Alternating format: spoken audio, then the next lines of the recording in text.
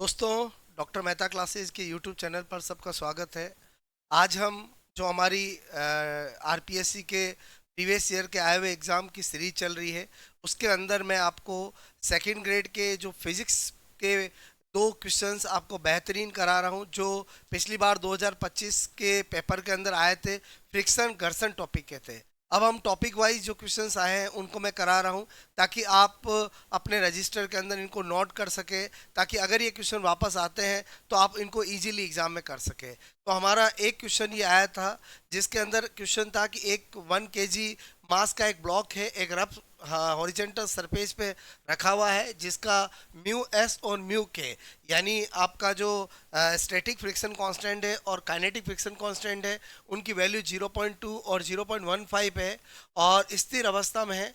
यदि ब्लॉक पर एक हॉरिजेंटल फोर्स 1 न्यूटन अप्लाई किया जाए तो घर्षण बल क्या होगा। मैं अपने स्टूडेंट को हमेशा सिखाता हूं कि घर्षण का जब भी क्वेश्चन आए, आपको पहला काम करना चाहिए स्टैटिक फ्रिक्शन निकालना है। ओके, जिससे हमें ये पता चल जाए कि इस अप्लाइड फोर्स पर बॉडी मूवेबल होगी या स्टेबल होगी। तो हमारा पहला काम क्या है, इसके सॉल्यूशन में हमें क्या निकालना है, स्टैटिक फ्रिक्शन फोर्स। बोलो क्लियर। यानी लिमिटिंग फ्रिक्शन फोर्स हम निकाल लेंगे तो यहाँ पर म्यू एस और मैंने कहा एन, यानी mu S M G. Clear. Newton ने एक लॉ दिया है और न्यूटन ने फ्रिक्शन लॉ में कहा है कि कभी भी कोई भी फ्रिक्शन है वो हमेशा नॉर्मल के डायरेक्टली प्रोपोर्शनल होते हैं। उसी से ये फॉर्मूला आया है। तो अगर हम यहाँ पर लिमिटिंग फ्रिक्शन फोर्स निकालेंगे तो यहाँ पर म्यू एस आपका कितना दे रखा है, 0.2, और m कितना है, बोलो 1, और इन्होंने बोला g कितना है, 10। तो हमें पता चल गया कि 2 न्यूटन या बोलो से ज़्यादा अगर फोर्स लगाएंगे तो बॉडी मूवेबल होगी, यानी 2 न्यूटन तक तो बॉडी क्या होगी, स्टेबल होगी। अब अप्लाइड फोर्स कितना है, 1 न्यूटन। तो इसका मतलब हुआ इस वाले फोर्स पर बॉडी मूवेबल नहीं होगी, तो बॉडी मूवेबल नहीं होगी तो बॉडी स्टेबल होगी। और जब भी कोई बॉडी स्टेबल होती है तो उस पर सेल्फ एडजस्टिंग फ्रिक्शन फोर्स होता है, जो कि जितना अप्लाइड फोर्स होता है उसके बराबर होता है, तभी वो बॉडी स्टेबल रह सकती है। यानी इस बॉडी पर अप्लाइड फोर्स अगर 1 न्यूटन है तो फ्रिक्शन भी 1 न्यूटन होगा, क्योंकि हमें यहाँ से इस वैल्यू से पता चला है कि हमें इस बॉडी पे अगर 2 न्यूटन से ज़्यादा अगर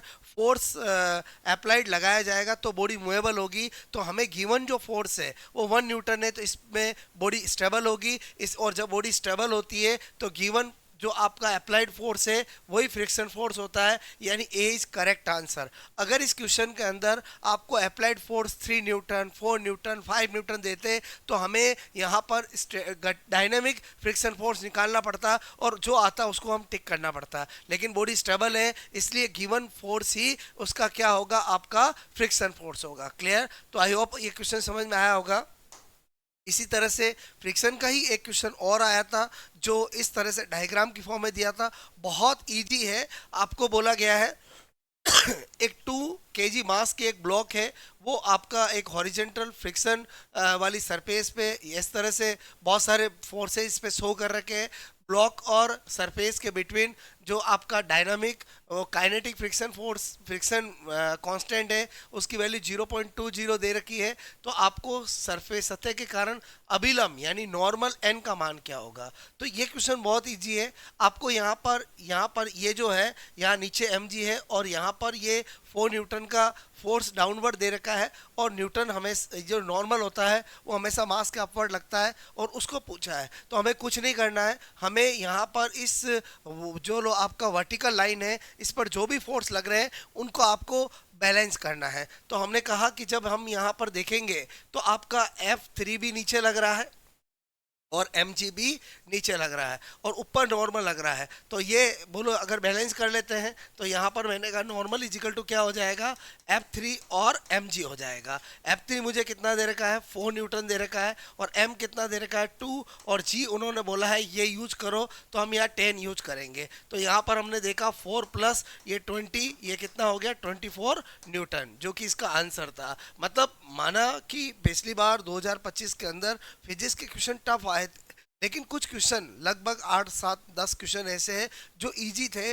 बट होता क्या है कि बहुत सारे स्टूडेंट ये डायग्राम इनको देख के ही डर जाते हैं। बट ये दोनों क्वेश्चन जो मैंने फ्रिक्शन टॉपिक के कराया है, जो सेकंड ग्रेड के अंदर एक टॉपिक है, तो उसके ये 2 क्वेश्चन आए थे। छोटा टॉपिक है और आप इजीली कर सकते हैं। मैंने ये टॉपिक के दोनों क्वेश्चन आपको कराए। आई होप आपको समझ में आए होंगे। कमेंट्स करके मुझे बताएं। इस सीरीज को हम यूं ही कंटिन्यू चलाते रहेंगे और अब आपको मैं टॉपिक वाइज क्वेश्चंस कराऊंगा जो आप अपने रजिस्टर में नोट कर सकते हैं और इन क्वेश्चन से आप अपने कॉन्सेप्ट क्लियर कर सकते हैं। ओके दोस्तों।